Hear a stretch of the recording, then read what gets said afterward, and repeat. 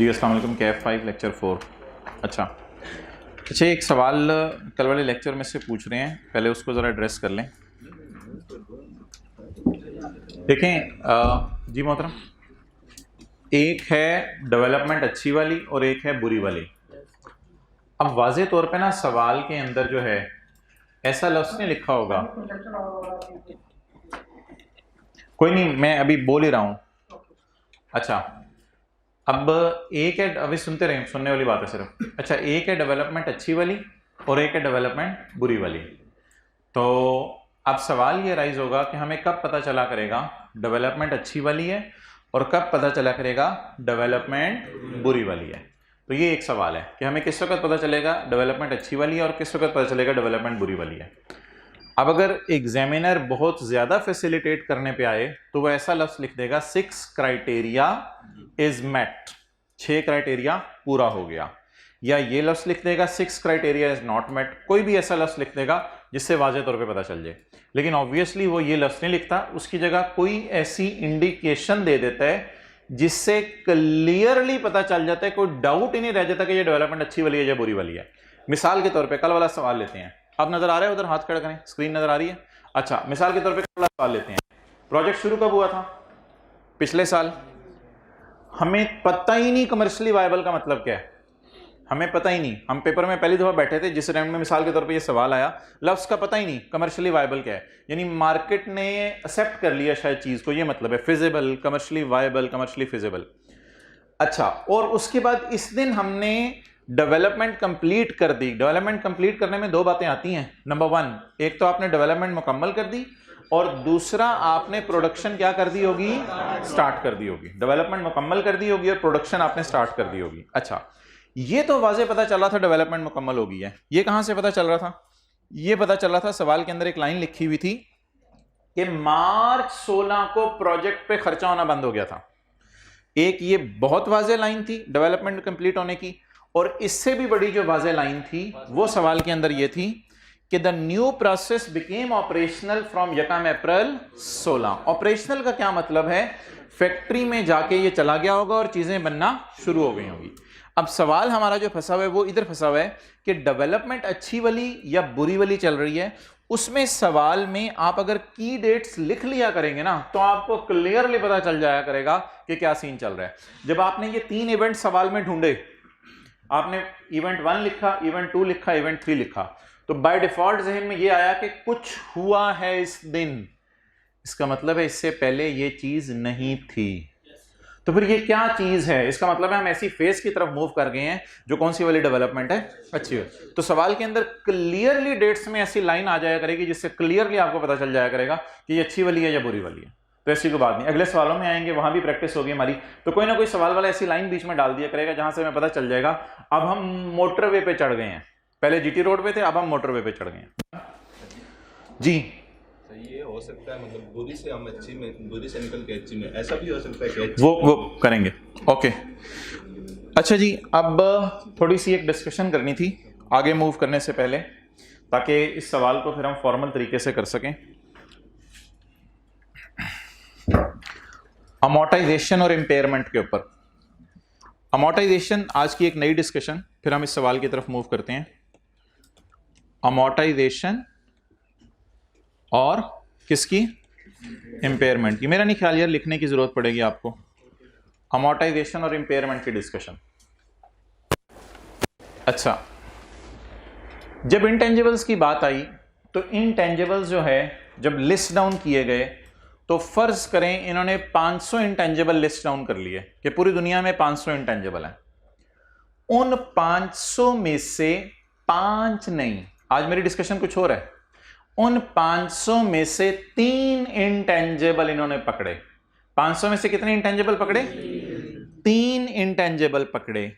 1 2 3, 500 में से 3 इंटेंजिबल पकड़े।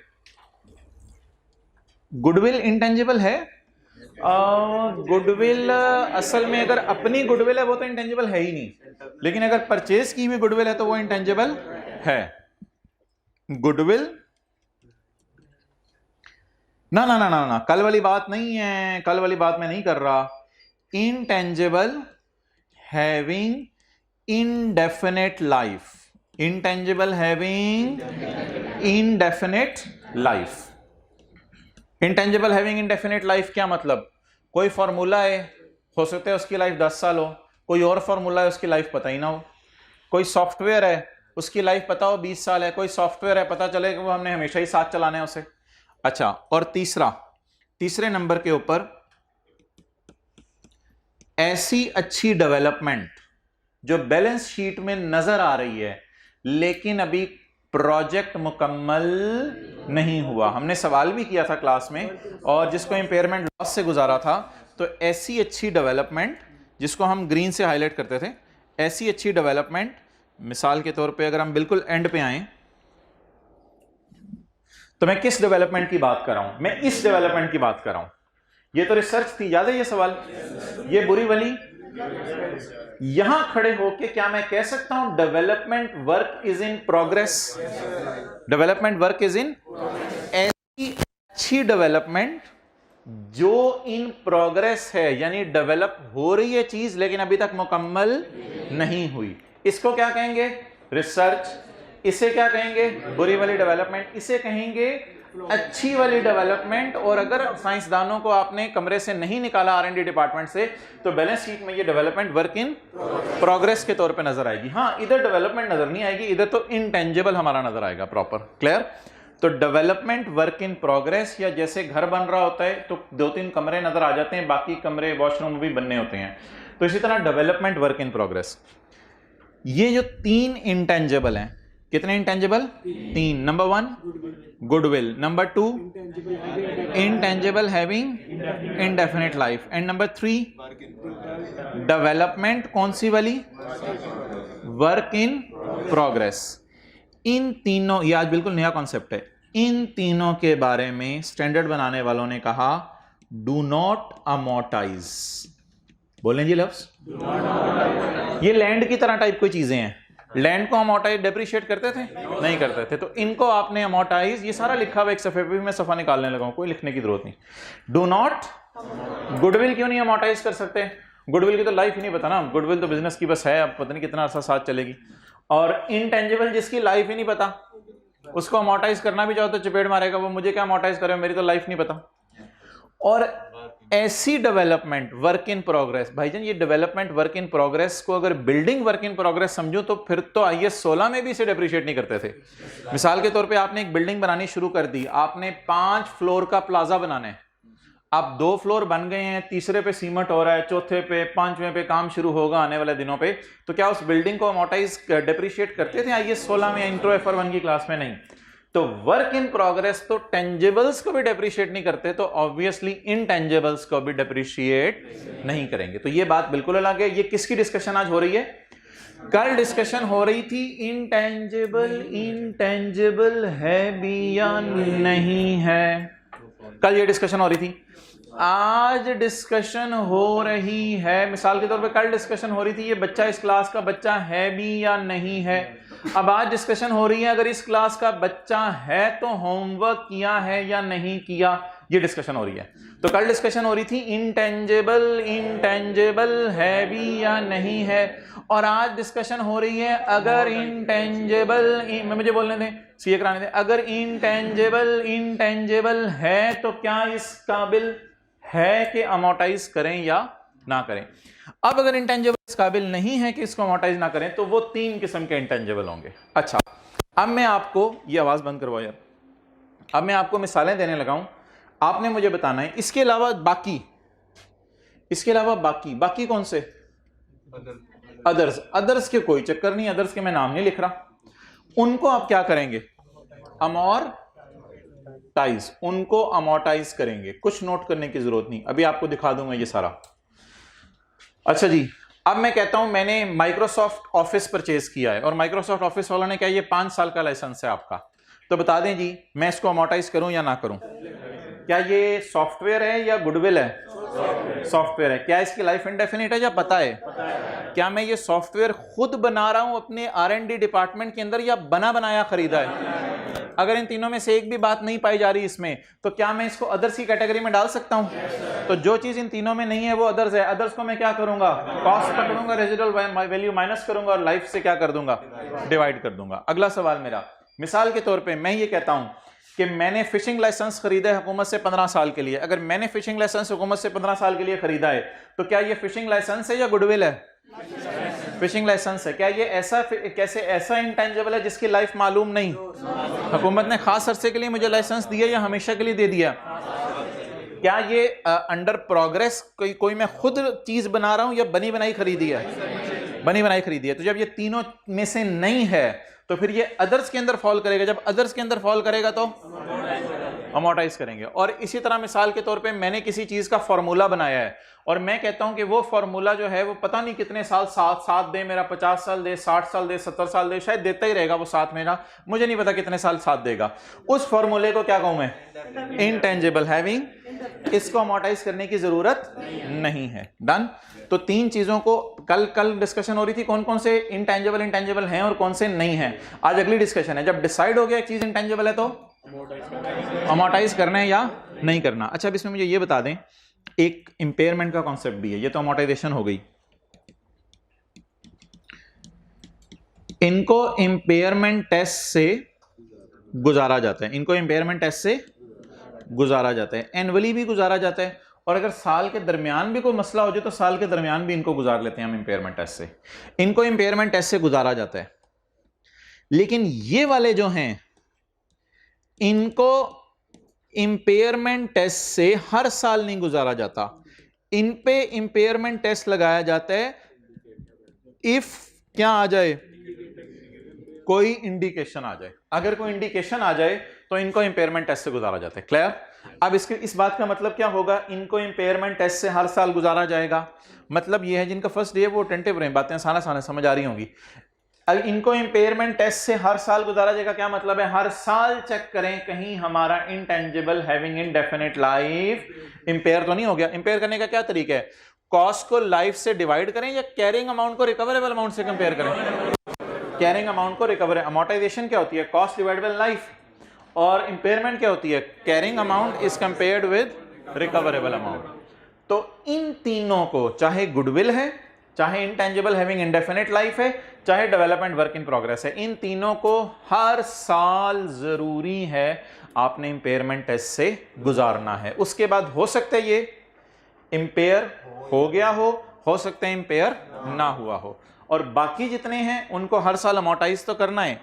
लेकिन इंपेयरमेंट टेस्ट से गुजारने की जरूरत जब तक के कोई इंडिकेशन ना आ जाए। मिसाल के तौर पे पेप्सी वाले कहते हैं जी हमारे पास जो है कोई फॉर्मूला है, या बाटा वाले कहते हैं हमारे पास जूते बनाने का डिज़ाइन है और वो डिज़ाइन से हम 10 साल तक जूते बनाते रहेंगे, तो वो डिज़ाइन तो यहाँ फॉल करेगा।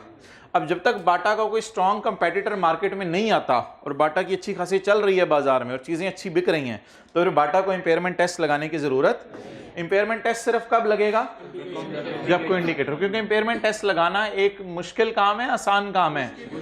आपको पता था, पहली क्लास में हमने पढ़ा था, फ्यूचर की कैश फ्लोज को डिस्काउंट करना पड़ता है और वो कैश फ्लोज पहले तो सोचनी पड़ती हैं। इंपेयरमेंट टेस्ट से गुजारना कोई आसान काम नहीं है। इंपेयरमेंट टेस्ट से गुजारना चांद ले जाने के बराबर है, मुश्किल काम है। तो इंपेयरमेंट टेस्ट से इनको गुजारना नहीं है, सिर्फ तब गुजारना है जब कोई इंडिकेशन हो। वो समरी वाले सफ़े पे आए।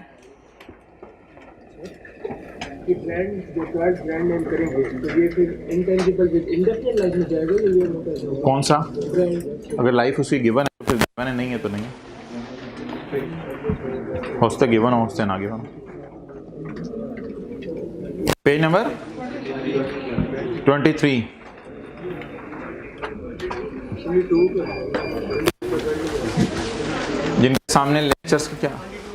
जिनके सामने लेक्चर्स का अंबार है और ऑनलाइन क्लासें लेट ज्वाइन की हैं भाई, वो इनको अभी भी ख़त्म कर लें, क्योंकि मुझे अगस्त में भी आपके कुछ टाइम चाहिए होता है। सारे चैप्टर्स को कंपाइल करके हम कुछ सवाल करेंगे, तो वो वाला टाइम आपने रखना है। तो अभी से इसको साथ साथ तैयारी करते रहें, चीज़ों को जो है वो खुद लेट ना करें। जी, पेज नंबर कौन से?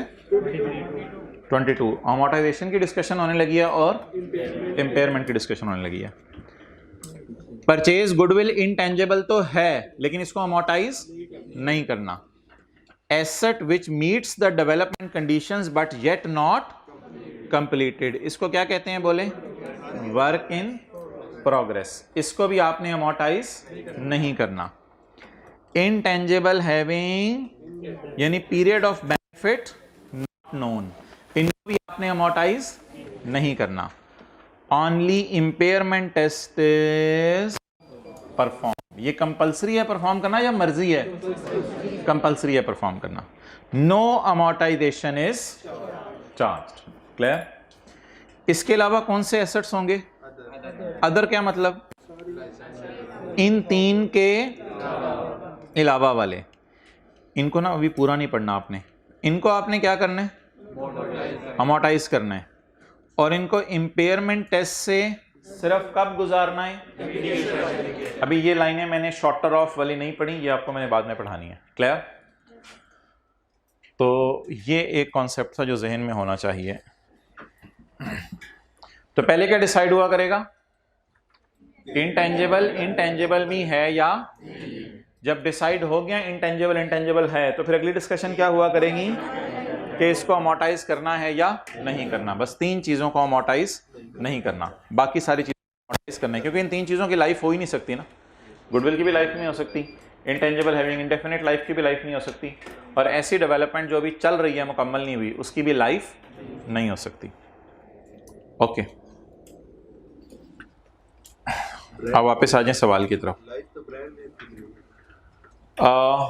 भाईजान ब्रांड पहले तो बता दें, पहला सवाल क्या है? कोई चीज इंटेंजिबल है या नहीं है। अगला सवाल क्या है? अगर इंटेंजिबल है तो उसको अमोर्टाइज करना है या नहीं करना। अच्छा चले मैं आपके सामने सवाल लिखता हूं, इन सारी चीजों की जरा एक थोड़ी सी रिवीजन हो जाए।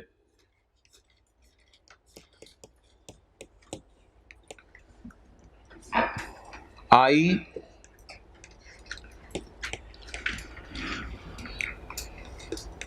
क्रिएटेड, यानी बिजनेसमैन कह रहे हैं I created a brand name, I created a brand name. अच्छा, इसी के साथ वही बिजनेसमैन कहता है I bought another brand name. एक तो अपना नाम क्रिएट किया, एक और किसी का खरीदा ब्रांड नेम। और जिस बंदे से मैंने खरीदा ब्रांड नेम, मेरे ख्याल से उस चीज़ की कोई ज़्यादा लाइफ नहीं है। वो ब्रांड मुझे लगता है 10 साल तक ही फ़ायदा देगा, उसके बाद टेक्नोलॉजी इतनी बदल जानी है कि इस ब्रांड ने मुझे कोई फ़ायदा नहीं देना। पॉइंट 3, आई परचेस्ड, मैंने परचेज किया, I purchased a formula having no estimate of life, जिसका मुझे लाइफ का एस्टीमेट नहीं है। Having no estimate of life. अब कल वाला कॉन्सेप्ट भी लगा लेते हैं और आज वाला कॉन्सेप्ट भी लगा लेते हैं। कल वाला कॉन्सेप्ट और आज वाला कॉन्सेप्ट। कल वाला कॉन्सेप्ट क्या था? इंटेंजिबल है या नहीं। तो I created a brand name, ये इंटेंजिबल नहीं है। तो ये इंटेंजिबल है ही नहीं, तो फिर अमोर्टाइजेशन या इंपेयरमेंट की डिस्कशन ही नहीं, ये तो बैलेंस शीट में नजर ही नहीं आएगा। I bought N other brand name, मैंने एक अदर ब्रांड नेम बॉट किया। जब मैंने अदर ब्रांड नेम बॉट किया तो ये परचेज्ड ब्रांड है, तो ये परचेज ब्रांड होने की वजह से इंटेंजिबल है। अगर ये इंटेंजिबल है तो अगला सवाल है क्या इसकी इंडेफिनिट लाइफ है? ऐसी कोई बात नहीं है। क्या ये गुडविल है? ऐसी कोई बात नहीं है।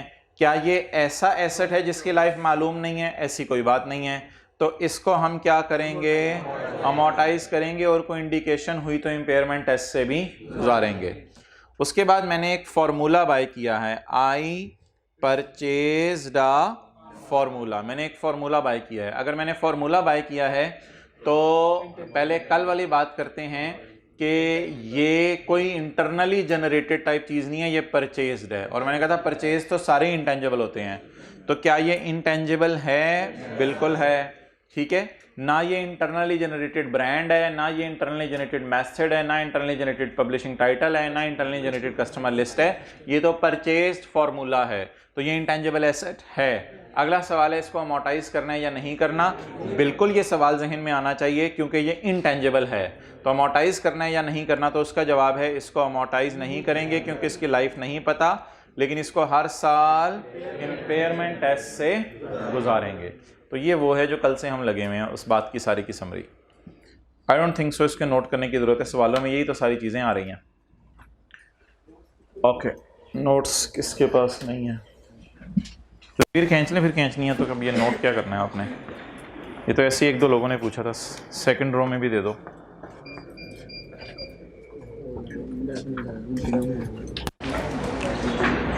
नोट्स हैं?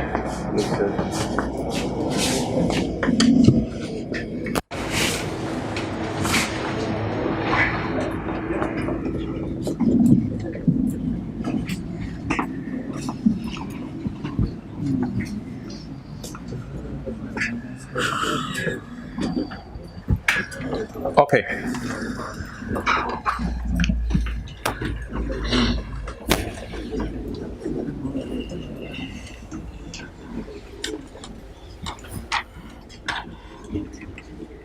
अच्छा जी, अब कल जो हमने दो एडजस्टमेंट्स पढ़ी थी उनके ऊपर ये रूल लगा लेते हैं। IFRS कितने लोगों ने बाय कर लिए हैं? कितने लोगों के घर पहुंच गए हैं? घर तो शायद 6-7 दिन में पहुंचेंगे। ओके, कितने दिन दिए आई के अपने पहुंचने? 10 दिन।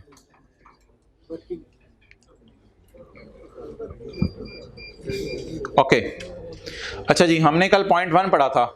पॉइंट 1 हम क्या बना रहे थे? कोई प्रोसेस। इंटेंजिबल का नाम क्या है? प्रोसेस, रेसिपी, किसी चीज़ के बनाने का कोई तरीका था, प्रोसेस। और इसकी लाइफ गिवन थी कितने साल? 10 साल।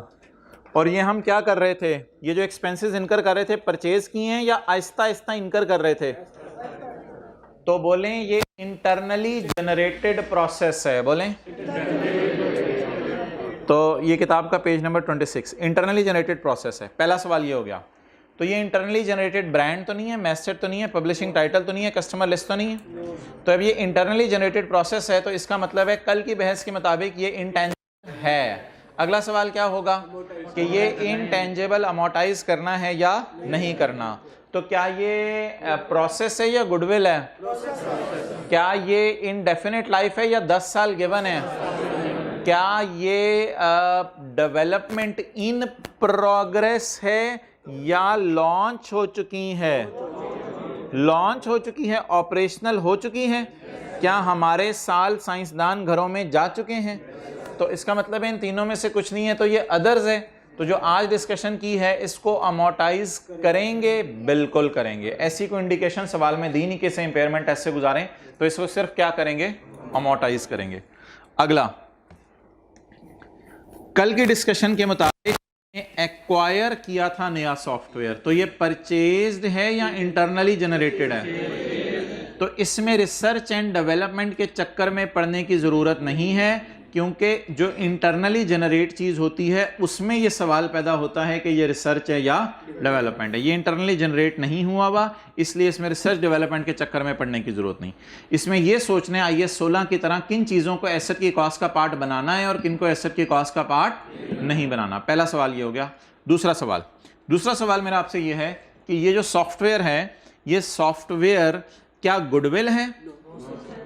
क्या ये डेवलपमेंट हम खुद कर रहे हैं या बना बनाया खरीदा है, जो आज हमने डिस्कशन की? और तीसरा और आखिरी सवाल ये है, इसकी लाइफ इंडेफिनेट है या लाइफ के बारे में डाटा गिवन है? तो जब लाइफ के बारे में डाटा गिवन है तो इसको फिर क्या करेंगे? अमोर्टाइज करेंगे। और अगर कोई इंडिकेटर हुआ तो इसे किससे गुजारेंगे?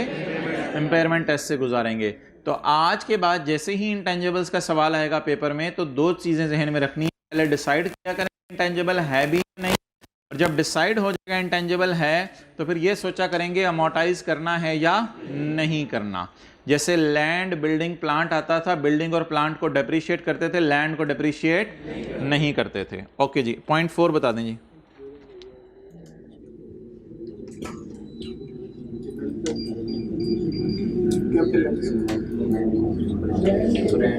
पहला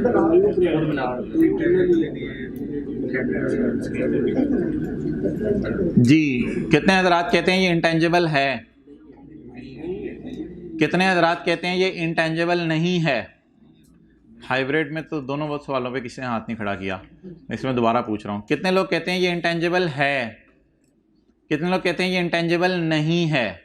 चलें ठीक है, अब हाथ खड़े कर दिए हैं भाईजान, आप भी हाथ खड़ा करें। दानिश, कोई सवाल है आपका? अच्छा, वैसे ही हाथ खड़ा किया। तो अब सवाल मेरा ये है आपसे कि ब्रांड, कल की डिस्कशन जो हमारी हुई थी उसके मुताबिक ब्रांड की मुझे बता दें, खुद बना रहे हैं या बना बनाया खरीदा है? बना बनाया खरीदा नहीं है। IEL spend 10 million on development of a brand। तो ब्रांड या कस्टमर लिस्ट या मेथड अगर खुद डेवलप कर रहे हो तो मैंने कहा था इसकी रिसर्च डेवलपमेंट के चक्कर में नहीं पड़ना, इसको सीधा सीधा एक्सपेंस में डाल देना है। ये तो हमारा इंटेंजिबल, क्या ये इस काबिल है कि ये बैलेंस शीट के मुंह पे आए? तो कल की क्लास अगर ली थी तो बैलेंस शीट के मुंह पे जो नहीं आना तो फिर नोट में भी नहीं आएगा, अगर नोट में आ जाएगा तो नोट का टोटल बन के तो बैलेंस शीट के मुंह पे भी आ जाएगा, तो मुंह पे थप्पड़, तो ये बैलेंस, ये मुंह पे आने के काबिल नहीं है। ये नाखून, जैसे नाखून मुंह पे आने के काबिल नहीं होता, ऐसे ही ये ब्रांड खुद बनाया है तो मुंह पे आने के काबिल नहीं है। इसकी जो जगह है P&L में, एक्सपेंसेस में, इसको वहीं रखेंगे। माशाल्लाह, एक आपका अल्लाह भला करे और भाग लगाए। उसने जो है वो परेशान करने के लिए 10 साल उम्र भी दे दी ताकि 10 से बच्चे 10 डिवाइड करें, 10 डिवाइडेड बाय 10, ज़बरदस्त, 1 रुपया अमोर्टाइज करो, चिक के रखो, बैलेंस शीट में भी शो करो। तो ये इस चक्कर के अंदर उसने ज़रूर डाला था लाइफ देके कि ये 10 साल फ़ायदा देगा। और भाईजान, जो चीज़ बैलेंस शीट में आने के काबिल ही नहीं, उसकी लाइफ देके हमारी लाइफ को परेशान क्यों कर रहे हो? तो ये तो बैलेंस शीट में आने के, तो पास का तजर्बा ये रहा है कि जो आखिरी महीना चल रहा होता है अगस्त का, उसमें ऑनलाइन वाले अक्सर सवाल पूछते हैं कि ये एडजस्टमेंट दोबारा बता दें। तो उनके लिए ये इधर मैं लिख रहा हूँ, ये इंटरनली जनरेटेड ब्रांड है, और मैं उन्हें कहूँगा जो मैंने लिखवाया था उसकी तस्वीर भेज दें। इंटरनली जनरेटेड ब्रांड है, इसलिए ये इंटेंजिबल नहीं है। लेकिन अगर हमने खरीदा होता तो ब्रांड ये इंटेंजिबल होता, तो जब होता तो खोते को डेप्रिशिएट भी करते।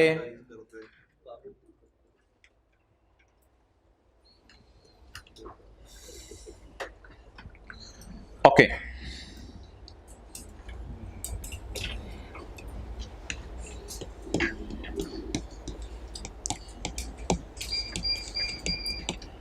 Change in estimate, change in estimate, ये पढ़ा हुआ है आपने? मिसाल के तौर पे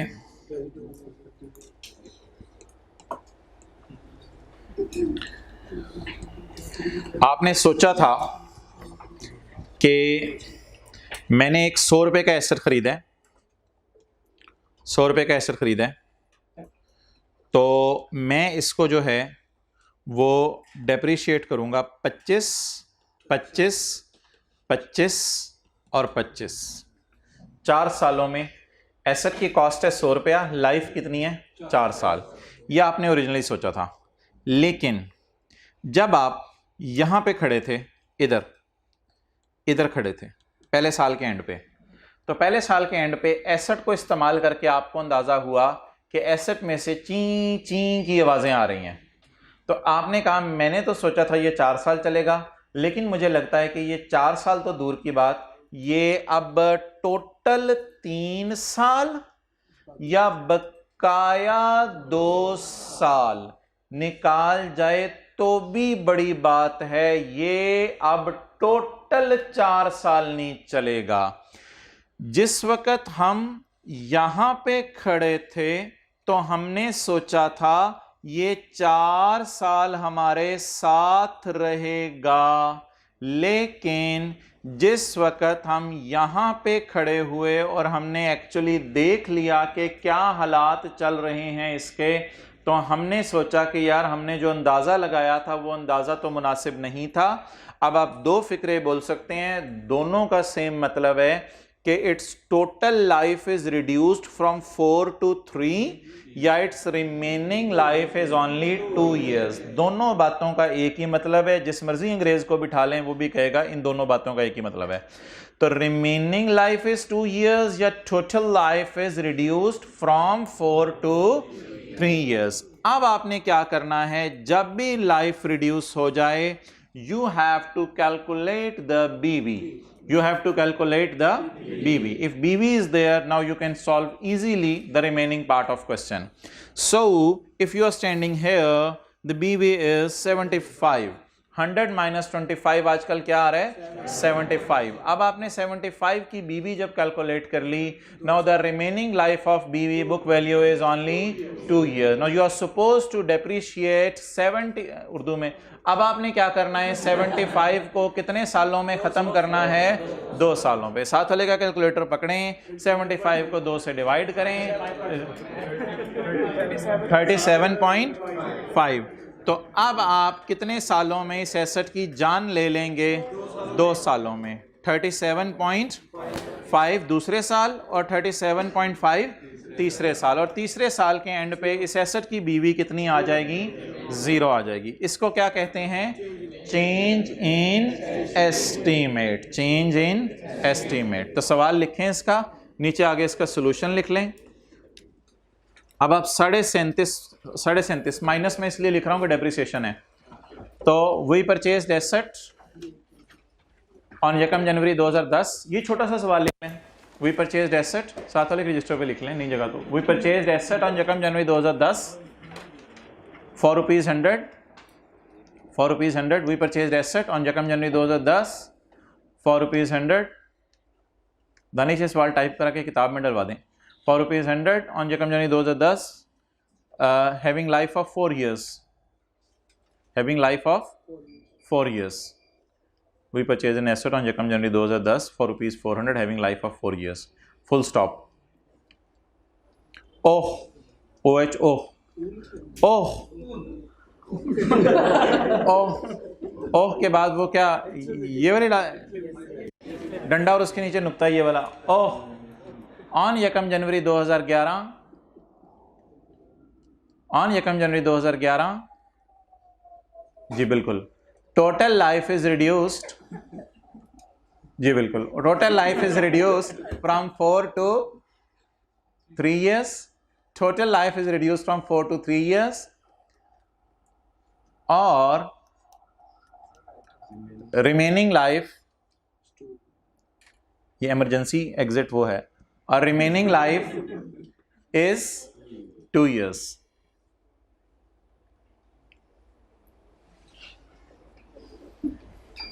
नीचे लिखें, it is called as change in estimate. Solution अब शुरू कर दें। It is called as change in estimate. अच्छा जी, अब पहला साल कौन सा है, 2010, दूसरा 11, तीसरा 12। तो लिखें, so in 11 and 12 we will depreciate by 37.5। सो इन 11 and 12 we will depreciate by 37.5।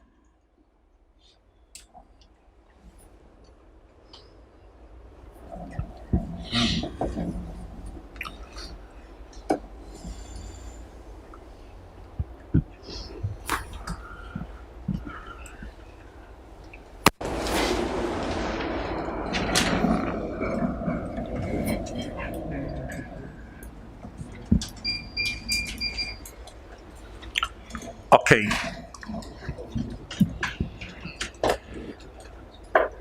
जा रहे ये, जल्दी से नोट करें, जा रहा, रोक लें इसको, जाने दे इसको। वापस आ गया। चलो पढ़ लें जी, पॉइंट नंबर 5 पढ़ लें। कोई माई का लाल यानी कोई वालदा का अच्छा बच्चा ऐसा करे कि इस एडजस्टमेंट का ट्रीटमेंट बता दे। पॉइंट 5, इस बार हमारे पहले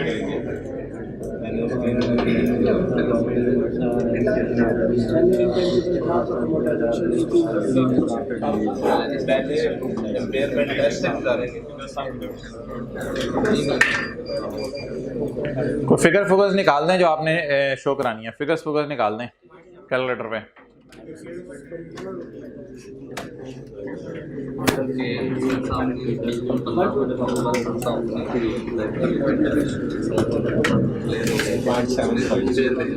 the license appearing in IAL's books, license जो IAL's की बुक्स में नजर आ रहे हैं वॉज इशूड बाय गवर्नमेंट। जाहिर बात है आमतौर पे गवर्नमेंट ही लाइसेंस इशू करती है, आप तो नहीं साथ वाले कहेंगे चल असली का लाइसेंस मेरी तरफ से ले लें। The license appearing in IAL's books was issued by government. License किसने इशू किया? गवर्नमेंट ने, for an indefinite period, for an indefinite period. License जो आपको कहते हैं किताबों में नजर आ रहा है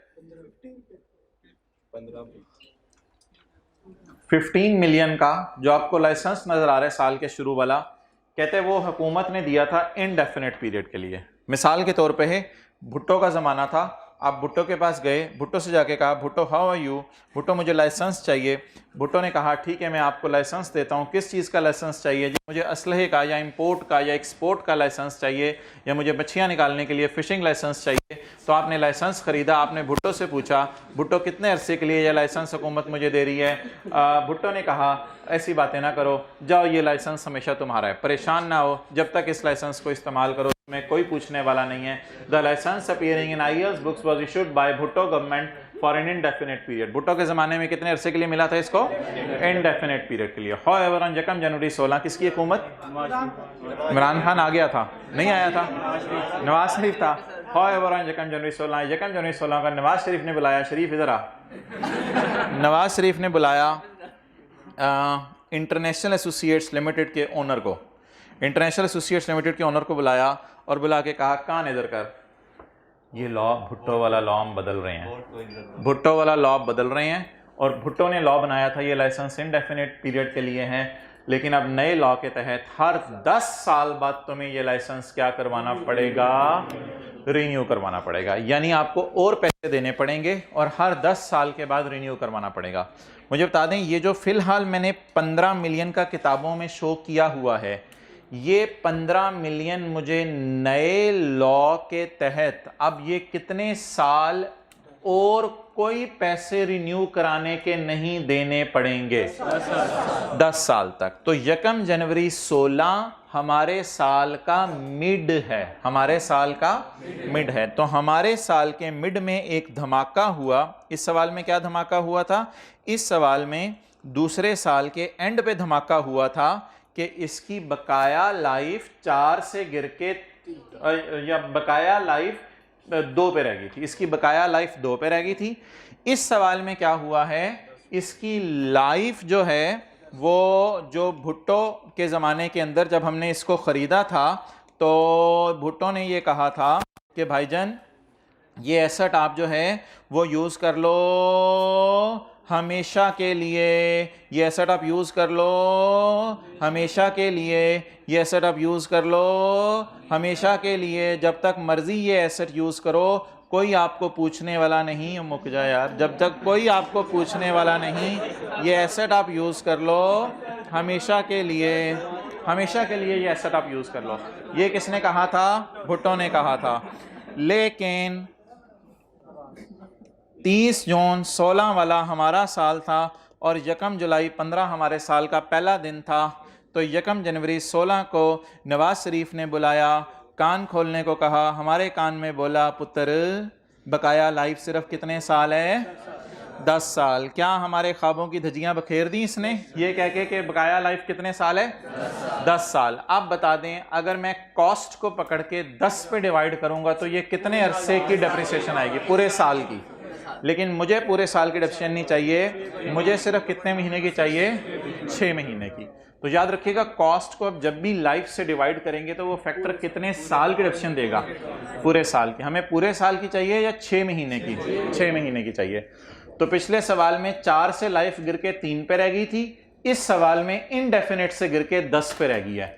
तो 10 साल पे अमोर्टाइज पहले 6 महीने करें या पहले 6 महीने तो भुट्टो वाली बात ही चल रही थी, तो पहले 6 महीने तो हमें परेशानी की ज़रूरत नहीं क्योंकि उस वक़्त कोई नया लॉ नहीं आया था। अब 1 जनवरी 16 को जब नया लॉ आया है तो पता चला कि ये लाइसेंस 10 साल बाद नए पैसे देके रिन्यू कराना पड़ेगा। तो फिलहाल जो 15 मिलियन दिए हैं उनको कितने सालों के ऊपर अमोर्टाइज कर दें? 10 सालों के ऊपर, क्योंकि 15 मिलियन ने फुल्ली डेप्रिशिएट हो जाना कितने सालों में? 10 सालों में। क्लियर? हाँ, वो भी कर सकते हैं, वो तो डाटा गिवन होता करते। तो 1 जनवरी 16 से 1 जनवरी 26 तक इसने हमारे साथ रहना है लाइसेंस ने। तो इसका मतलब है अब आगे हमें हालात माड़े नजर आ रहे हैं या अभी तक उसी तरह के नजर आ रहे हैं? माड़े, वीक हालात नजर आ रहे हैं इस इंटेंजिबल के। इसलिए इसको ऐसा ऐसा फारिग करें, किताबों से निकालें, क्योंकि ये इंटेंजिबल आपसे 10 साल साथ देगा। तो कॉसेट बोले ऊपर सवाल में गिवन है the license appearing in IEL books. जब हमने पढ़ा ना the license appearing in IEL books, तो फिर हमने यहां देख के कहा, मेरा नजर तो मार के आए है कितने का? कितने के? 15 का। सोचा क्या था कितना अरसा साथ रहेगा? इनडेफिनेट। लेकिन अब वो 10 साल साथ रहेगा। तो कॉसेट पकड़ें, लाइफ पकड़ें 10, ये फैक्टर 1.5 1.5 1.5, तो 1 साल की डिप्शन दे रहा है। या अमोर्टाइजेशन हमें कितने महीनों की चाहिए? 6/12 0.75। सो इसके खरीदने की एंट्री भी करेंगे इस साल, या ये बहुत पुराना खरीदा हुआ है? पता नहीं कब का खरीदा हुआ है, ऑलरेडी किताबों में नजर आ रहा है, साल के शुरू में भी किताबों में पढ़ा हुआ था। तो ये ओपनिंग है, एडिशन की कोई एंट्री नहीं होगी। तो कल से हम इनकी एंट्रीज कर रहे हैं। अगर आप 0.4 की एंट्री भी करवाना चाहें, वो मैंने करवानी नहीं है ज़रूरत। तो एक्सपेंस डेबिट कैश क्रेडिट, बस 10 रुपये आपने ब्रांड अपना बनाने के लिए किया, तो एक्सपेंस डेबिट कैश क्रेडिट। अगर 0.4 की कोई एंट्री लिखना चाहे, असल 0.5 की एंट्री बताएं आप। 0.5 में इंटेंजिबल को रिकॉर्ड करने की एंट्री होगी या ऑलरेडी लैंड की तरह किताबों में नजर आ रहा था और समझा था हमने हमेशा ही साथ देगा, लेकिन अब ये इसने कितना ऐसा साथ देना है? सिर्फ 10 साल। तो सिर्फ एक एंट्री होगी इसकी, वो एंट्री बोल दें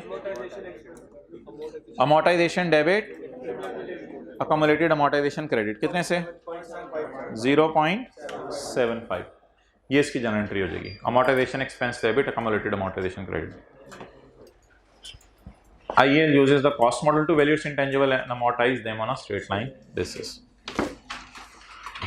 Okay, चलें जी, अब 5-10 मिनट लगाएं और इस सवाल की रिक्वायरमेंट पढ़ें और इसको प्रॉपर तरीके से सॉल्व करें। Prepare a note on intangibles for inclusion in IEL's financial statements for the year ended 30 June 2016 in accordance with the खाला जी के स्टैंडर्ड्स।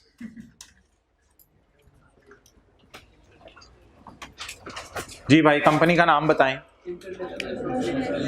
International associate limited.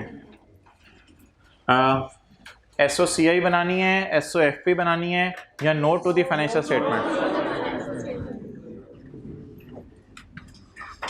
भाईजान ये जो कुछ भी है इसको साथ साथ याद रख लें, फिर अगले टॉपिक्स आएंगे तो इतवार के लिए आपको MCQs मिला करेंगे उसके कुछ, तो इसलिए फिर आप अगर इनको साथ साथ चीज़ों को नहीं करेंगे और इतवार पे छोड़ेंगे तो फिर इतवार तो संडे होता है और संडे आ जाए तो फिर संडे भाग जाते हैं।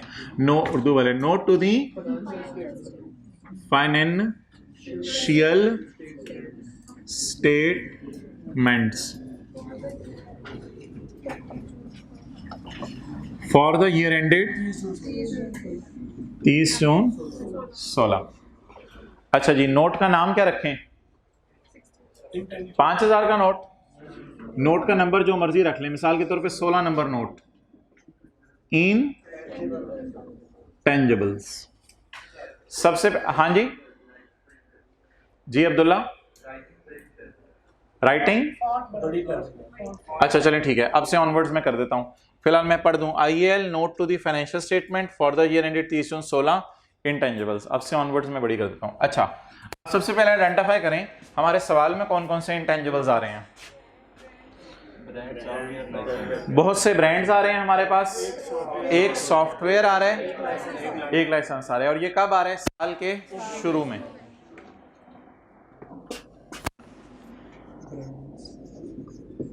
ब्रांड्स, सॉफ्टवेयर, आगे लाइसेंस। क्लियर? अच्छा, इसके अलावा अदर इंफॉर्मेशन में देख लें, कोई नया एसेट और आना हो। एक ये प्रोसेस है, उसके बाद एक सॉफ्टवेयर है, लेकिन वो पुराना वाला सॉफ्टवेयर और नया वाला इकट्ठा ही हो जाएगा, और उसके बाद ये लाइसेंस है। तो लाइसेंस तो हमने कॉलम डाल ली है, तो एक कॉलम किसका डाल लें? प्रोसेस का। अच्छा, एक कॉलम जो है वो टोटल का भी होता है, लेकिन वो आजकल आईकैप के सवालों में रिक्वायरमेंट आ रही है कि टोटल का कॉलम बनाने की जरूरत नहीं है, लेकिन इनको टोटल भी किया जा सकता है। ओके, अब जी इसका फॉर्मेट क्या होगा? ग्रॉस कैरिंग अमाउंट, यानी कि कॉस्ट वगैरह इसकी। ग्रॉस का मतलब है डेप्शन वगैरह माइनस नहीं हुई, ग्रॉस कैरिंग अमाउंट।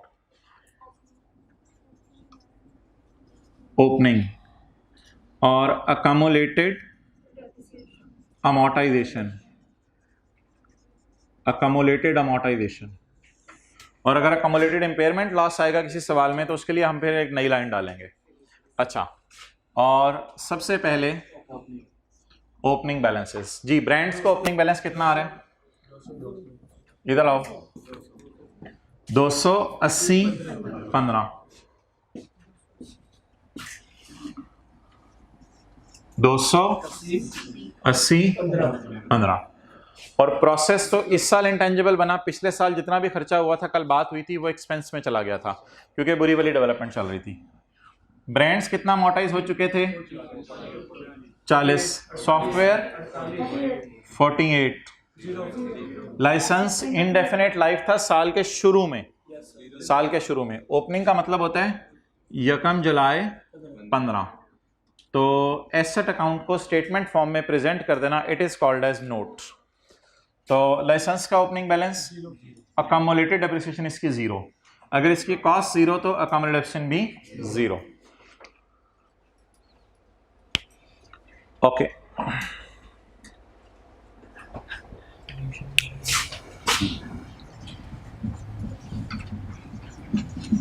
वर्किंग्स। अच्छा, अब ये वर्किंग्स करनी है ना, उसमें जनरल एंट्रीज नहीं करनी कल की तरह। मैं कल वाला काम आपको सारा दोबारा करवाऊंगा, लेकिन without any general entry, direct shortcut तरीके से हम काम करेंगे, ताकि जो हमें फिगर चाहिए सिर्फ वही वाली यहां पे नजर आए और कोई फिगर हमें नजर ना आए। तो अब 1 बाय 1 चीजों को लेके चलते हैं और एडजस्टमेंट्स पढ़ना शुरू करते हैं। जी भाई, पिछले साल तक इस प्रोसेस पे कितना खर्चा हुआ था? 20 का। इस साल 9 महीने कितना खर्चा हुआ? 45। इस साल किसी एक दिन पता चला कुछ बेहतर हो गया है, इससे पहले ये बेहतरी नहीं थी, तो इसका मतलब है 30 सितंबर से 1 अप्रैल के 6 महीने को मैंने बैलेंस शीट के मुंह पे डालना है, यानी एसेट में रिकॉर्ड करना है। अब 20 को मैं अपनी वर्किंग में कहीं नहीं लेके जाऊंगा, 20 से मुझे कोई फर्क नहीं पड़ता। और 45 अगर 9 महीने की उनकी तनख्वाहें हैं साइंसदानों की, तो उनमें से जुलाई अगस्त सितंबर की तनख्वाहें तो खर्चे में चली जाएंगी, अक्टूबर नवंबर दिसंबर जनवरी फरवरी मार्च इसकी तनख्वाहें क्या हो जाएंगी? अगर आप मेरे से पूछें तो मैं आपको कहूंगा कि ये रेड मार्कर से जो है वो मैं लिखूंगा यहां पे कि जो इसके 3 महीने हैं वो डेंजरस हैं, और जो है वो मैं ग्रीन मार्कर से लिखूंगा इसके 6 महीने डेंजरस नहीं है। तो 45 डिवाइडेड बाय 9 मल्टीप्लाइड बाय 6 इस काबिल है कि एसेट के मुंह पे आए। कल एंट्रीज इसकी हो चुकी हैं, लेकिन पेपर में एंट्रीज तो नहीं करनी, पेपर में तो ऐसे ऐसे सोचा करेंगे। तो number 1 45 divided by 9 months multiplied by 20 को कहीं नहीं लेके जाना, वो जो ऊपर वाला 20 है। क्या जवाब आ गया? 30। इसको किस में डाल दें? एडिशन में डाल दें। ये 30 वो साइंसदानों को दी हुई तनख्वाह है जो ऐसे अरसे में दी थी जब डेवलपमेंट अच्छी वाली चल रही थी। इसको कैपिटलाइज कर दिया, और साथ ही इसकी लाइफ सवाल में धीमी है 10 साल, तो इसको अमोर्टाइज कर देते हैं। लेकिन अमोर्टाइज करने से पहले देखते हैं ये प्रोजेक्ट वर्क इन प्रोग्रेस से फिनिश कब हो गया था? फिनिश हो गया था मार्च में, तो अमोर्टाइज सिर्फ करेंगे अप्रैल, मई और जून। तो 30 डिवाइडेड बाय 10 इंटू 3/12 0.75 0.75 की एंट्री बताएं। Amortisation expense debit, accumulated amortisation credit nature का अकाउंट है, इसको बढ़ा दें प्लस करके। अमोर्टाइजेशन एक्सपेंस P&L में चली जाएगी, P&L में अभी बना नहीं रहा। अमोर्टाइजेशन एक्सपेंस या डेप्रिसिएशन एक्सपेंस होता था डेबिट, और अकमुलेटेड अमोर्टाइजेशन अकाउंट क्रेडिट का मतलब इसको बढ़ा दें। तो अब सॉफ्टवेयर की मैं वर्किंग्स कर लेता हूं 3, 4, 5 लिख के, यहां तक नोट कर लें।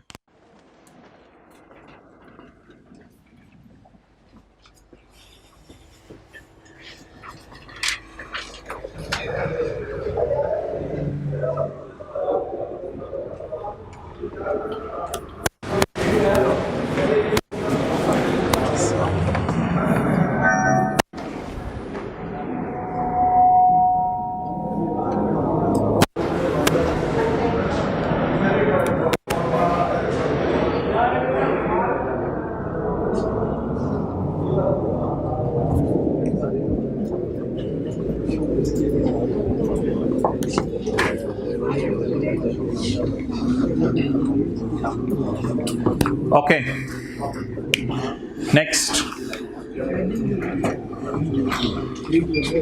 पॉइंट नंबर 2 जी। पहले क्या करेंगे? पुराने को अमोर्टाइज करेंगे, तो पुराने की अमोर्टाइजेशन निकाल लें। पुराने की कॉस्ट तो ये अवेलेबल है 80 ऑन यकम अगस्त 15, यकम अगस्त 15 की डेट को इग्नोर करेंगे क्योंकि इससे एग्रीमेंट हुआ है। ऑन यकम अगस्त 15 ERP software which would replace, जो रिप्लेस कर देगा एग्जिस्टिंग सॉफ्टवेयर को। इसका मतलब है which would replace existing software का क्या मतलब है? कर दिया है इसने यकम अगस्त को या कर देगा? कर देगा। किस दिन कर देगा? जिस दिन नया आएगा सॉफ्टवेयर उस दिन पुराना अनइंस्टॉल हो जाएगा। तो विच वुड रिप्लेस, बड़ा अच्छा लफ्ज लिखा होता है इसने, विच वुड रिप्लेस, जो रिप्लेस कर देगा एग्जिस्टिंग सॉफ्टवेयर को। तो फिलहाल एग्जिस्टिंग सॉफ्टवेयर की मुझे बता दें किस दिन तक इस्तेमाल होता रहा? यकम अप्रैल तक। तो यकम अप्रैल तक, 6 महीने तक नहीं, 9 मंथ्स। तो पुराने की कॉस्ट पकड़ी डिवाइडेड बाय लाइफ, इसकी 5 इंटू इसकी लाइफ ऊपर दी हुई है सवाल में 12। ये पुराने की क्या आ गई? अमोर्टाइजेशन। ओके, अच्छा इसके बाद नई की भी छोड़ें। पुराने क्या IFRS पहुंच गए आपके घर? अच्छा चलो जाओ। अच्छा अगला सवाल अब ये होगा कि इसकी पुराने की अकमुलेटेड अमोर्टाइजेशन क्या है। तो अकमुलेटेड अमोर्टाइजेशन आपको पता है डिस्पोजल के वक्त मुझे इसकी चाहिए अकमुलेटेड अमोर्टाइजेशन। मैं आपके समझने के लिए लिख रहा हूं, डिस्पोजल के वक्त अकमुलेटेड अमोर्टाइजेशन चाहिए। तो ब्रॉड डाउन में इस साल की अमोर्टाइजेशन जमा कर देंगे तो ये आ जाएगी बेचने वाले दिन तक की अमोर्टाइजेशन। तो ब्रॉड डाउन अमोर्टाइजेशन कितनी है? 48। इस साल के 9 महीने की 12, टोटल 60। डन।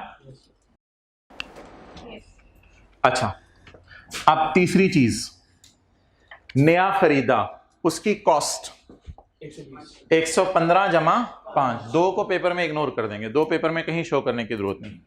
115 जमा 5 कॉस्ट किसकी? न्यू की। 115 जमा 5 इज इक्वल टू 120।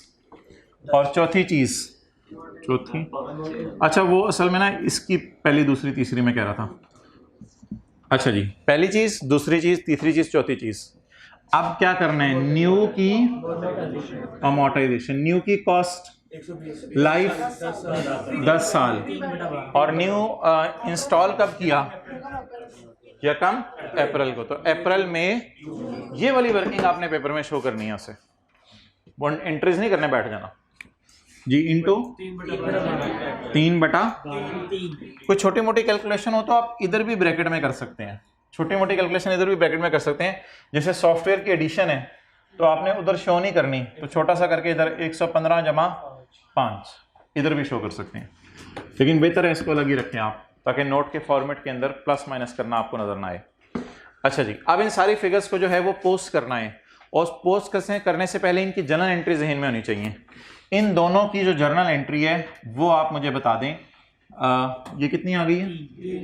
3। इन दोनों की जर्नल एंट्री बता दें, 12 और 3 रुपए की। अमोर्टाइजेशन एक्सपेंस डेबिट 15 रुपए से, और अकामुलेटेड अमोर्टाइजेशन क्रेडिट कितने रुपए से? 15 रुपए से। तो अमोर्टाइजेशन किसकी है जी?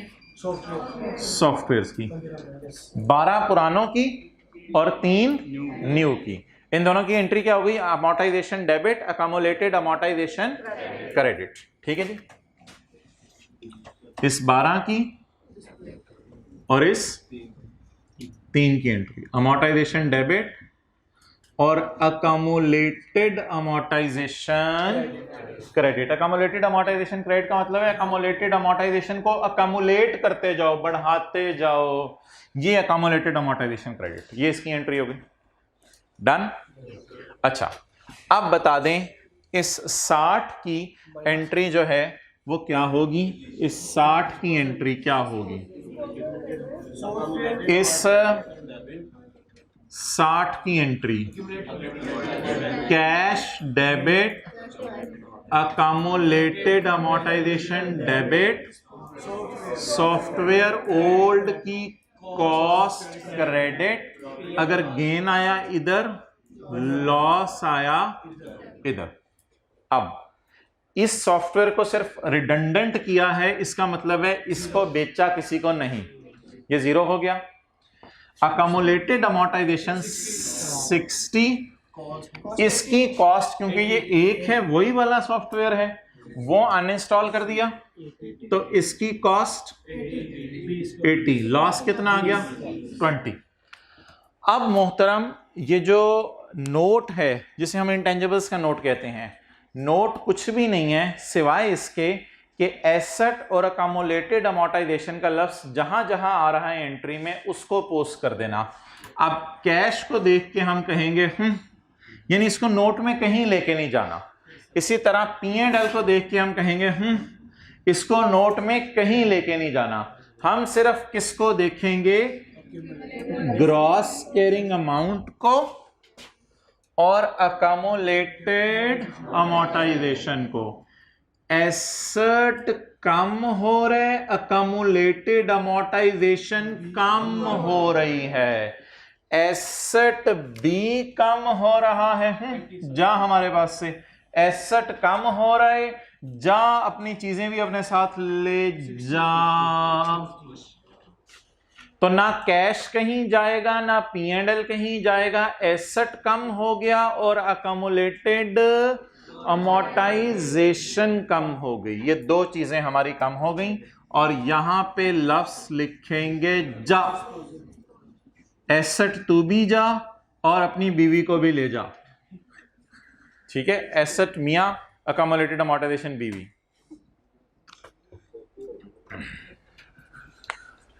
ठीक है जी, बच्चों को इधर रहने देंगे, इसको स्कूल में डाल देंगे इनको। चलें जी, लेट्स मूव नेक्स्ट।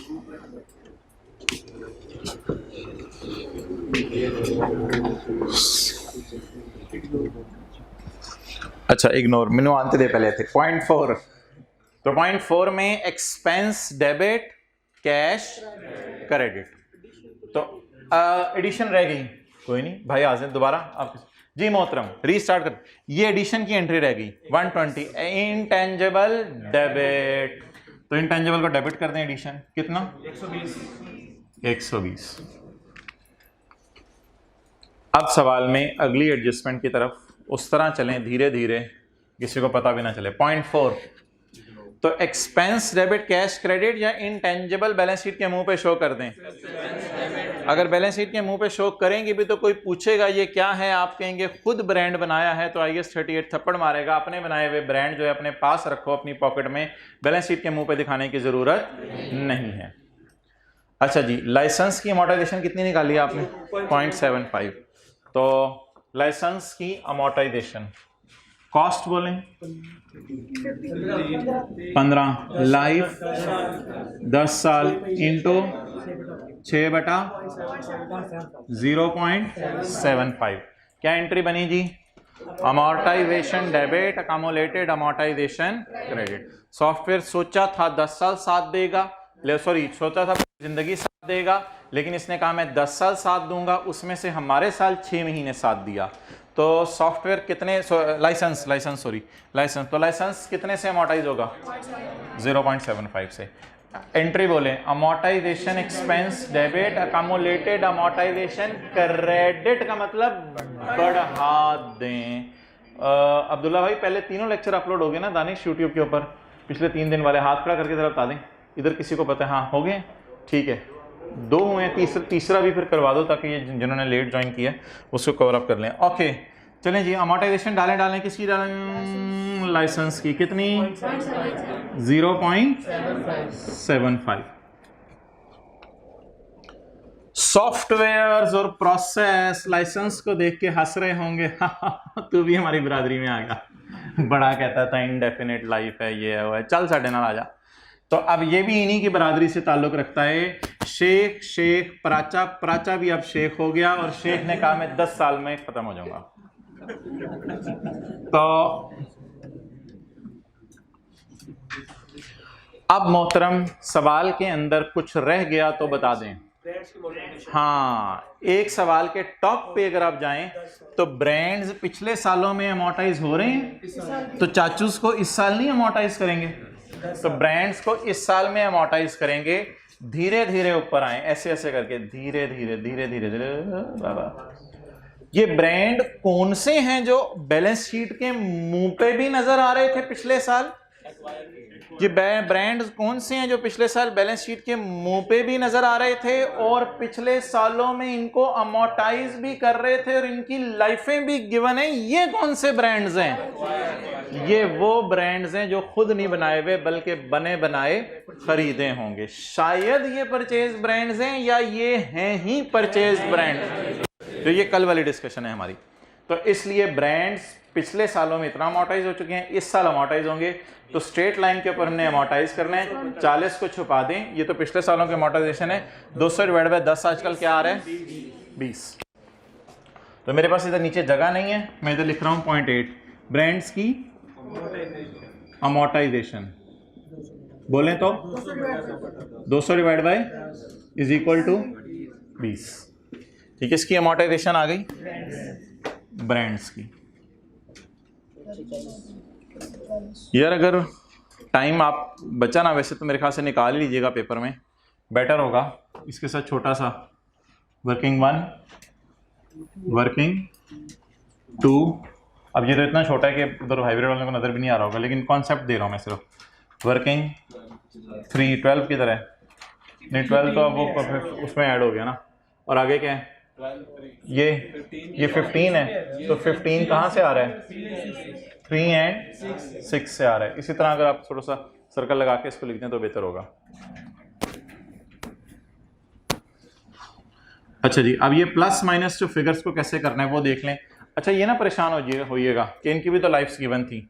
भाईजान बिल्कुल सॉफ्टवेयर की लाइफ गिवन थी, लेकिन मैंने वो उसको 5 से डिवाइड भी तो कर दिया है पुराने वालों को। और इनकी शुरू में तो इंडेफिनेट लाइफ थी, तो हमारे साल के पहले 6 महीने इंडेफिनिट ही थी। वो तो हमारे साल के पहले 6 महीने इंडेफिनिट ही थी। वो तो 1 जनवरी को नई गवर्नमेंट आई तो उसने आके मसला डाला। अब टोटल्स करवा दें। ब्रांड्स में कोई एडिशन नहीं, ये 200 क्या आ गया? ये वो 30 जून 16 है जो कि क्लोजिंग बनेगा, और इसके बाद अगले साल का सवाल अगर शुरू हुआ तो ये वाली फिगर जो है वो अवेलेबल होंगी। ये अगले सालों के ओपनिंग बनेंगे और हमारे सालों के क्लोजिंग। 80 वाला सॉफ्टवेयर तो बिक गया है ना, तो फिर नया वाला पड़ा हुआ है 120 वाला, लाइसेंस 15, प्रोसेस 30 जी। अभी आपने कुछ साइन नहीं लगाना 60 के साथ, फिलहाल बस टोटल करते हैं। 40 जमा 20 60,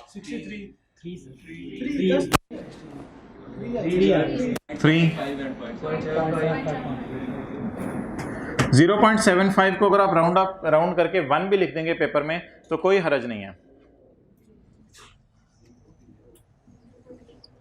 0.75। जब आप एक दफा टोटल कर लें इसके, तो टोटल करने के बाद फिर आपने नेगेटिव का साइन लगाना है, वरना वो साथ साथ आपको कंफ्यूज कर सकते हैं।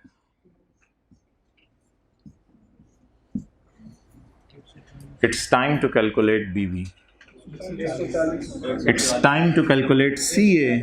CA क्या मतलब? Carrying amount. तो CA और BV एक ही चीज है।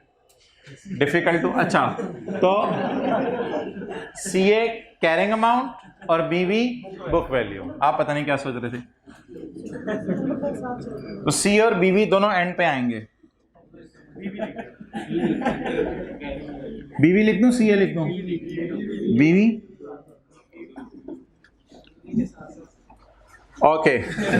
200 माइनस 60 140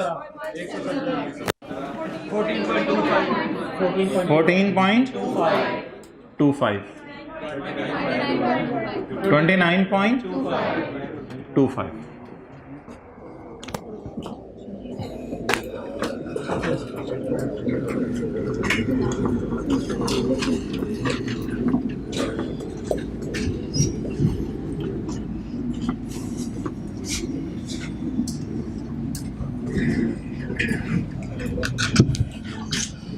अब वो जो कल हमने डिस्कशन करनी थी वो लिखना शुरू करें। क्या डिस्कशन करनी थी? किसी अच्छे बच्चे को याद हो? नहीं याद? किसी एक को याद हो? हाइब्रिड क्लास के अंदर माइक पकड़ा दें। हाँ हाँ हाँ बिल्कुल, आपने बोल दिया, पहले इनको सोचने दो। और भाई किसी को याद हो हाइब्रिड क्लास में से? क्या था जल्दी जल्दी जल्दी। हाँ जी, वेल डन। अगर टैक्स रिफंडेबल हो तो सॉफ्टवेयर की परचेज की एंट्री क्या होगी? सोचें जरा।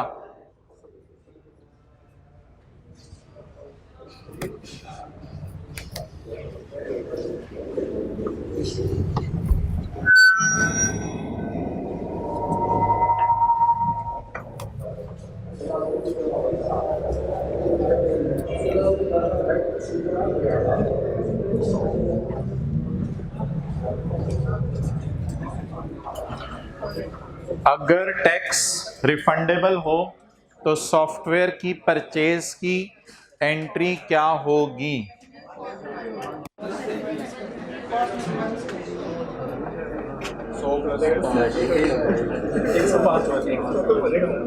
अच्छा जी,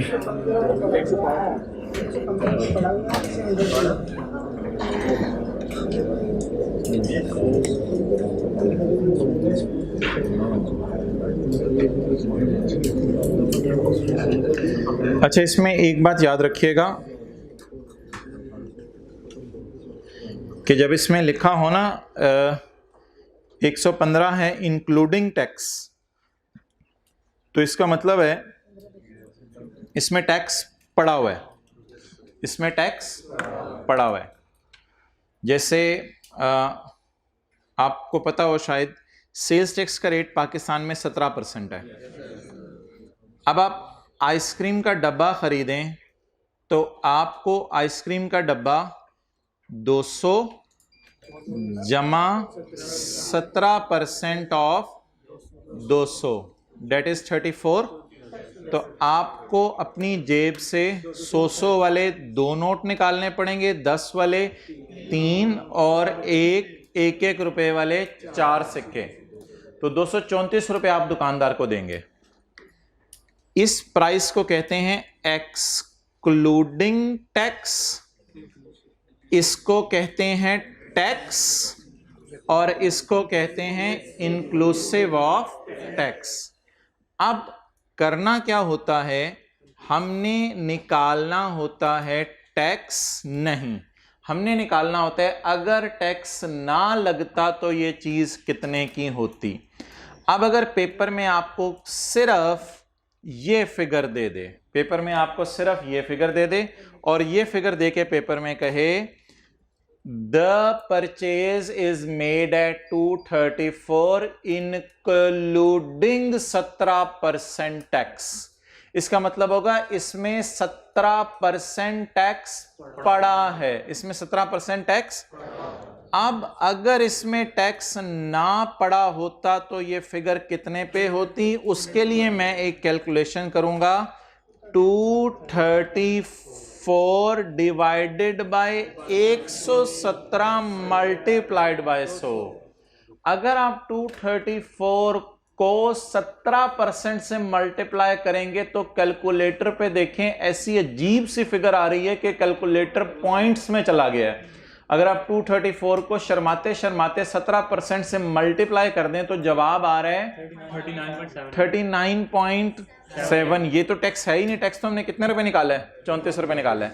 तो अगर किसी चीज में कोई चीज पड़ी होगी, यानी इसमें सेल्स टैक्स 17% पड़ा होगा, तो हम डिवाइड किससे करेंगे, 117 से, और मल्टीप्लाई किससे करेंगे, 100 से। 17 से मल्टीप्लाई करेंगे तो डायरेक्ट 34 निकल आएगा, लेकिन बेहतर है 100 से मल्टीप्लाई कर दें। क्या जवाब आया, 200। तो इसका मतलब है सेल्स टैक्स किसी चीज से बाहर निकालने का, या कोई भी टैक्स किसी चीज से बाहर निकालने का तरीका यह है कि उसको डिवाइड करें उसकी परसेंटेज पे जिस पे पड़ा हुआ है। अब आपको पता है पाकिस्तान में अगर सेल्स टैक्स का रेट 17% है तो 100 जमा 17 इज इक्वल टू 117, तो फिर डिवाइडेड बाय 117 और मल्टीप्लाइड बाय 100। तो इस बुनियाद के ऊपर मोहतरम सवाल में देखें क्या लाइन लिखी हुई है, परचेज प्राइस इंक्लूडिंग, अब ये 115 मिलियन भी है और 115% भी है। ये 115 इत्तफाकन उसने फिगर लिख दी, उसे ऐसी फिगर लिखनी नहीं चाहिए थी, बहरहाल मर्जी उसकी। तो ये 115% भी है और 115 मिलियन रुपीस में भी है इत्तफाकन। अब हम क्या करेंगे, 115 मिलियन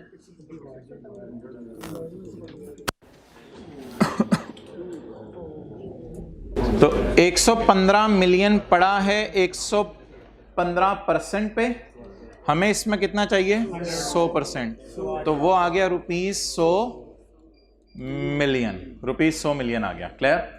अब आप मुझे बता दें 115, 2 और 5 इन सब की जो एंट्री है वो क्या बनेगी।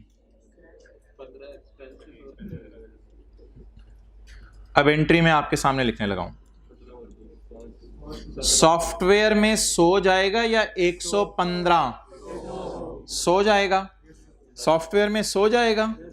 अच्छा कौन कौन 100 जाएगा, अच्छा सॉफ्टवेयर में 100 जाएगा, सॉफ्टवेयर में 2 जाएगा, 2 जाएगा, 5 जाएगा सॉफ्टवेयर में, 100 जमा 5 105, 2 कहां जाएगा, ट्रेनिंग एक्सपेंस कितने में, 2 में, 2 चला गया जनरल एंट्री में, 2 जर्नल एंट्री में चला गया, 5 चला गया जर्नल एंट्री में, 115 का 100 चला गया जनरल एंट्री में, अकेला कौन रह गया, 15 को बुक करेंगे रिसीवेबल फ्रॉम गवर्नमेंट। ये खर्चा नहीं होगा हमारा, रिफंडेबल का मतलब होता है रिसीवेबल, रिफंडेबल का मतलब होता है वापस मिलेगी, वापस मिलने का मतलब होता है रिसीवेबल बुक करो, पैसे आ जाएंगे, परेशान नहीं होना, इमरान खान रहे या जाए पैसे मिल जाएंगे, परेशान नहीं होना, रिसीवेबल फ्रॉम गवर्नमेंट। जिनको अच्छा लगा वो किसी और पार्टी के हैं, जिनको बात बुरी लगी वो किसी और पार्टी के हैं। तो कैश टोटल, और कुछ ऑनलाइन वाले इस वक्त देख रहे हैं जब हो भी चुका है सब कुछ, 105 जमा 2 जमा 15 122। तो आज की एंट्री की जो खूबसूरती है उसको 7 वाले के हेड पे अंडरलाइन कर दें, ये रिसीवेबल डेबिट। अब एसेट की कॉस्ट में जाएगा या रिसीवेबल बुक होगा, रिसीवेबल बुक होगा। ये जर्नल एंट्री बनेगी। अच्छा, अब पेपर में ये एसेट है। अच्छा भाई,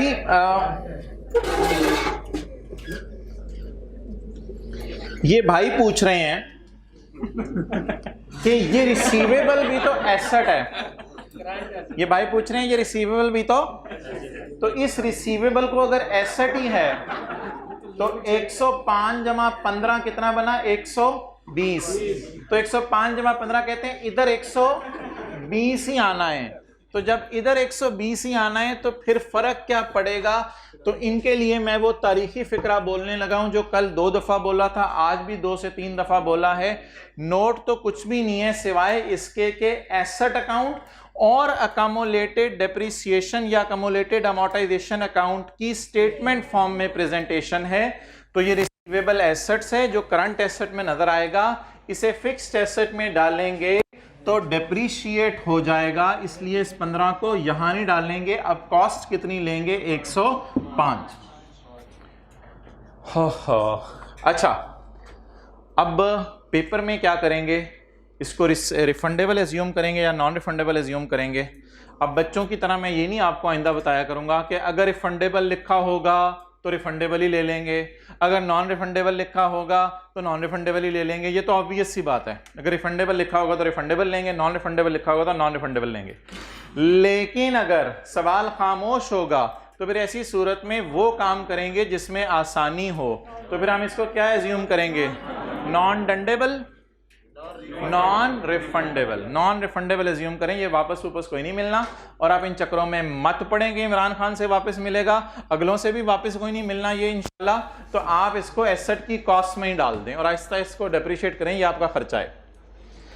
लेकिन अभी ये एंट्री के ऊपर आपने क्या लिखा, क्योंकि ये एंट्री आपने लिख लेनी है, बाद में जाके 2 दिन बाद आपने रजिस्टर उठाना है और फिर आपने सोचना है इधर 105 लिखा हुआ है, उधर 120 लिखा हुआ है, पता नहीं मुझे क्या हो जाता है कभी कभी, अपने आप को कहना है आपने। तो इसलिए इस एंट्री के ऊपर लिख लें, अगर टैक्स को रिफंडेबल एज्यूम करते तो ये करता मैं, अगर टैक्स को रिफंडेबल एज्यूम सर करते तो मैं ये करता,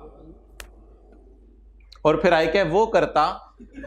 अच्छा, अगर सर टैक्स को रिफंडेबल एज्यूम करते तो मैं ये करता।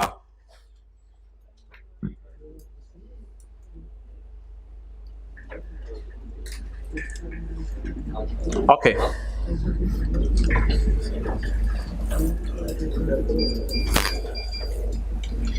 अच्छा जी, अब आज की क्लास के अंदर जो है वो एक बड़ी ही इंटरेस्टिंग जो है वो चीज़ है जिसको आपने बड़े गौर से देखना और समझना है। जरा सफ़ों के एंड पे आ जाएं।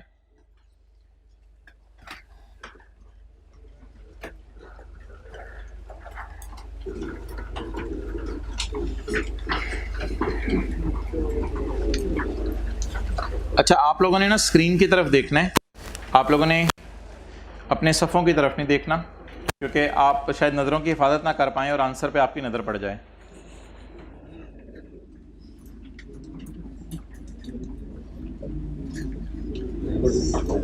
ओके, एक लाइसेंस आपने लिया है 200 रुपये का, बिल्कुल एक ताज़ा ताज़ा फ्रेश कॉन्सेप्ट आ रहा है मार्केट में, खस्ता लाइसेंस आपने लिया है कितने का? 200 रुपये का। हुकूमत की नज़र में ये आप कितने साल तक इस्तेमाल कर सकते हैं? 10 साल तक इस्तेमाल कर सकते हैं। अच्छा, यूजफुल लाइफ क्या मतलब? एक्सपेक्टेड पीरियड ऑफ, ये इकोनॉमिक लाइफ वाली बात नहीं है। अब यहाँ लीगल लाइफ वो लाइफ है जो हुकूमत ने आपको इजाज़त दी है। तो हुकूमत ने आपको इजाज़त दी, भाईजान 200 रुपये का लाइसेंस लो और 10 साल तक मछलियाँ निकालो। कितने साल तक मछलियाँ निकालो? 10 साल तक मछलियाँ निकालो। Expected period of cash generation, आपके ख्याल से कैश जनरेट आप कर सकते हैं 12 साल तक। यानी आपके ख्याल से यहां पर आपने दूसरे माहीगीरों से पूछा, माहीगीरों ने कहा हमारे ख्याल से जो टूना मछली है वो टुन भी हो जाए तो 12 साल तक बेबीज देती रहेगी। तो ये 12 साल तक इंशाल्लाह यहाँ आपको टूना फिश जो है, टोना कहते हो, टूना कहते हो, क्या कहते हो? टूना, टूना, तो टूना फिश जो है वो इंशाल्लाह 12 साल तक यहाँ रहेगी। उसके बाद इसकी बड़ी छोटी सारी नस्लें यहाँ से ख़त्म हो जाएंगी। इसके बाद मुझे कोई उम्मीद नहीं है, इसके बाद वेल मछलियों ने यहाँ आ जाना है। तो इसलिए हमारी राय है कि 12 साल तक यहाँ सब चीज़ें आती रहेंगी, लेकिन आप उन माहीगीरों को कहेंगे वो बात आपकी बजा के 12 साल तक मछलियाँ आती रहेंगी, लेकिन मैं कट तो 10 साल तक ही सकता हूँ ना। अब दिखने में तो 12 साल तक आएंगी वो, लेकिन आखिरी 2 साल में निकालना भी चाह रहा हूँगा तो हुकूमत के बंदे कहेंगे भाईजान तुसी निकलो, मच्छी बाद से कटो, पहले तुसी निकलो। तो अगर मैंने अपनी कश्ती डाल दी में तो उन्होंने उधर से ही कश्ती उल्टा देनी है मेरी, तो मैं और टूना इकट्ठे तो फिर बता दे। ऐसी सूरत में अब ये इकोनॉमिक लाइफ वाला कोई कॉन्सेप्ट नहीं है, इकोनॉमिक लाइफ वाला कॉन्सेप्ट नहीं है। ये 2 लाइफ सवाल में गिवन है, एक कौन सी है यूजफुल और दूसरी कौन सी है लीगल लाइफ। वैसे मुझे बताएं आपके ख्याल से कितने साल ये फायदा दे जाएगा? जाहिर बात है 10 साल पे ये अमोर्टाइज करें तो भाई असूल इसमें ये हुआ करेगा शॉर्टर पे, और लॉजिक इसकी आपको ये दी है कि 12 साल ये चीज़ फ़ायदा तो दे जाएगी, लेकिन लाइसेंस के तौर पे हमें सिर्फ कितने साल के लिए मिली है? 10 साल के लिए। तो आंखें बंद करें, आंखें खोलें और जादू देखें। Shorter of useful life and legal life. Paper में भी ऐसे आंखें बंद करके खोला करें, कुछ नहीं आएगा। पेपर में आंखें बंद करके खोलेंगे ये होगा। तो यूजफुल लाइफ और लीगल लाइफ दोनों में से शॉर्टर पे हम क्या किया करेंगे? तो यूजफुल लाइफ कितनी थी? 12। ये 10 वाले टोना फिश के साथ इस वक्त पहुंचे हुए हैं। और लीगल लाइफ कितनी थी? 10। तो 74 10 200 को पकड़ें, 10 सालों पे तकसीम करें, हर साल ये लाइसेंस को कितना अमोर्टाइज करें? 20। अब अगले सफ़े पे मैं जाने लगा हूं, लेकिन आपने उसका सोल्यूशन नहीं देखना, इसलिए आप लोग नज़रें नीचे कर लें। मैं उसका सोल्यूशन जो है वो छुपा देता हूं और फिर हम जो है वो इसकी डिस्कशन करते हैं।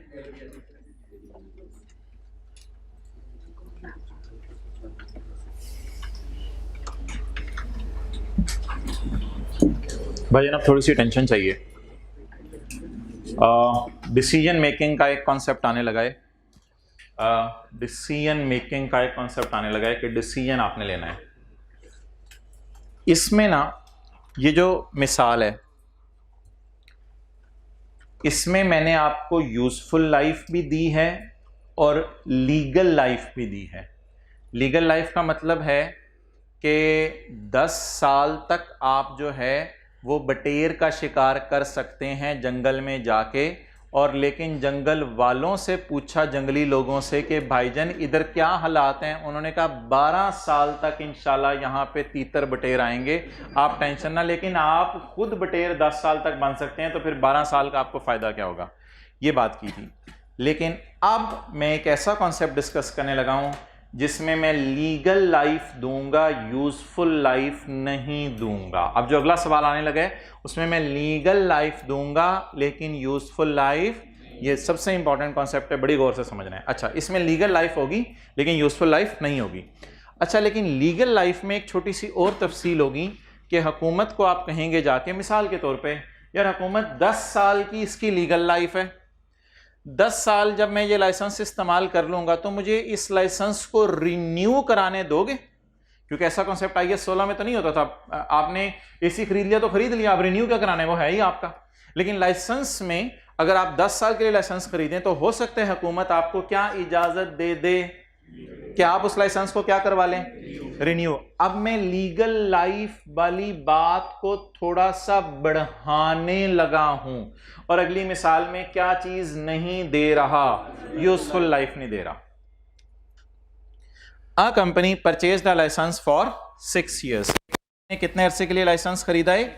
6 years के लिए। तो ये कौन सी लाइफ है? Legal life. Purchase license for 6 years। हुकूमत ने कितने अरसे के लिए लाइसेंस दिया? 6 साल के लिए। कितने मिलियन में? 30 मिलियन में। It is renewable. तो ये लीगल लाइफ के ही बारे में बात होने लगी है या यूजफुल लाइफ दी जाने लगी है? ये लाइसेंस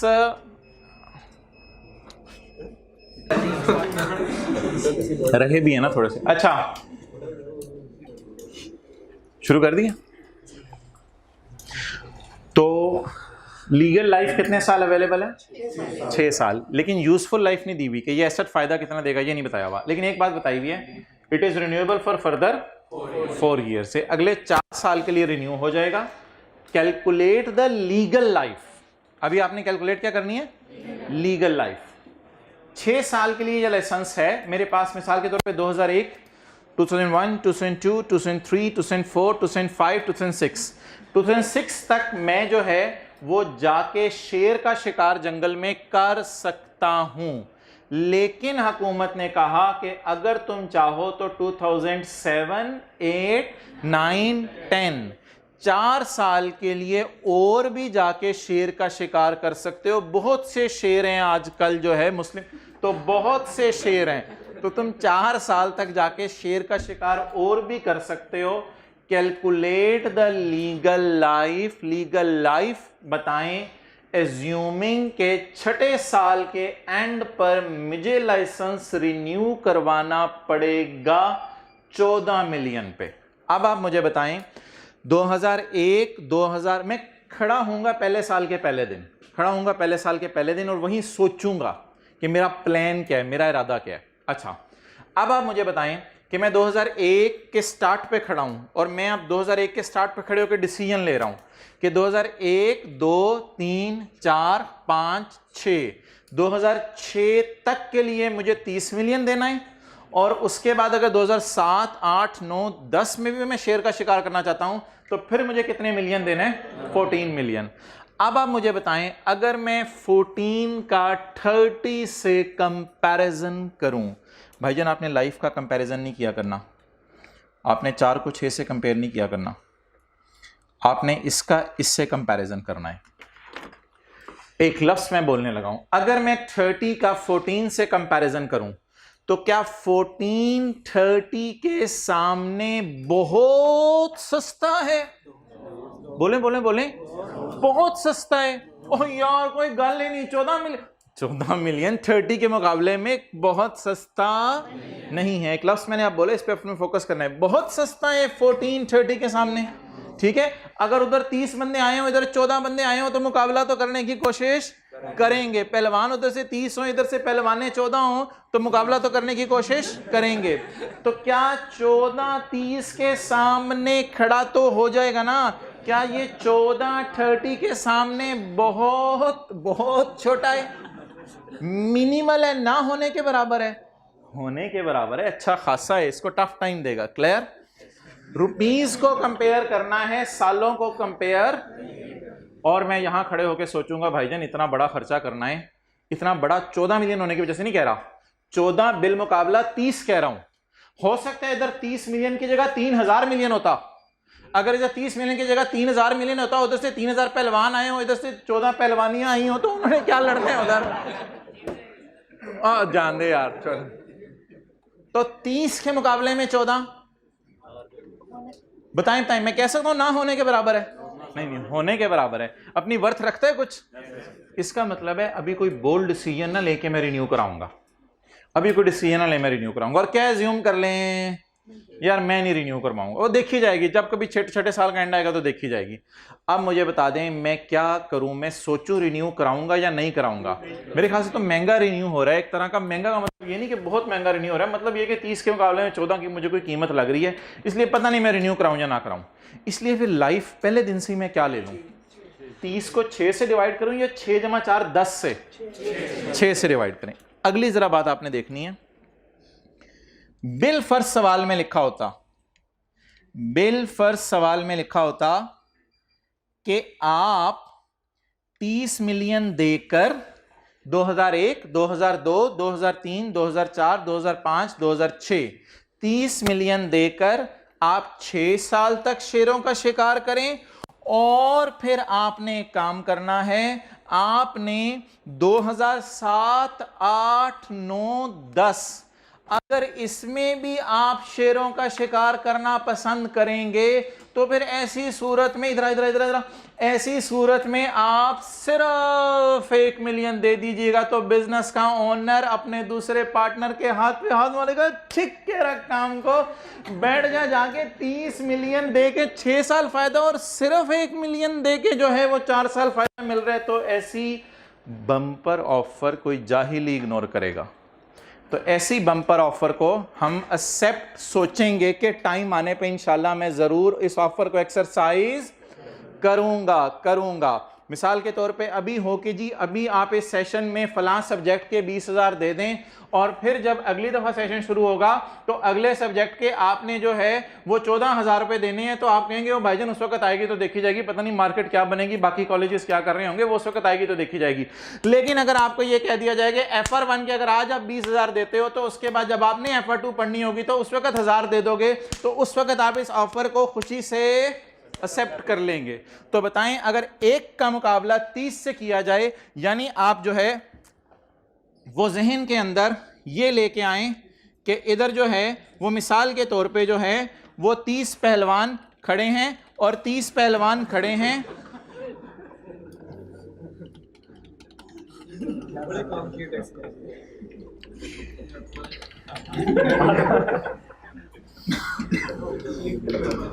और इधर एक उधर मुंह करके खड़ा है। अब बताते हैं ये 30 के मुकाबले में जो एक है ये होने के बराबर है, ना होने के बराबर है, ना होने के बराबर है। मेरे ख्याल से बिला मुकाबला